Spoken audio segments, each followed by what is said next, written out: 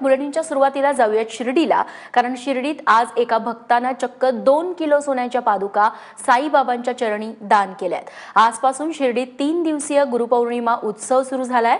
या उत्सवात पहिल्याच दिवशी आग्र्याच्या अजय गुप्ता आणि संध्या गुप्ता या दाम्पत्यानं हे सुवर्ण दान केलंय। यापूर्वी या दाम्पत्यानं 70 किलो चांदीचं सिंहासन देखील शिर्डीत अर्पण केलेलं होतं।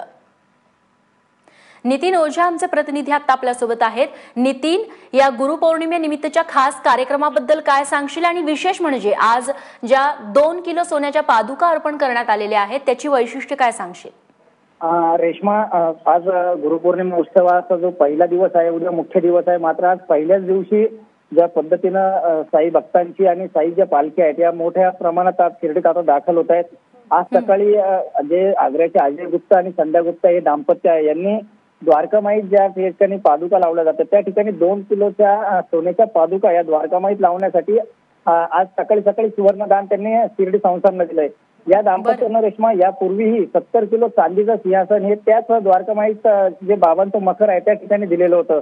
एकूण जर पाहिलं तर पहिल्याच दिवशी ज्या पद्धतीने आता बाबांना सोन्याचं दान येतंय त्या पद्धतीने आगामी 3 दिवसात मोठ्या प्रमाणात साई भक्त या शिर्डीत येण्याची शक्यता आहे। उद्या रविवार आहे, सुट्टीचा दिवस आहे, त्यामुळे मोठ्या प्रमाणात दानही साईबाबांना अर्पण होण्याची शक्यता आहे। रेश्मा, निश्चित नितीन, धन्यवाद तुम्ही दिलेल्या माहितीबद्दल।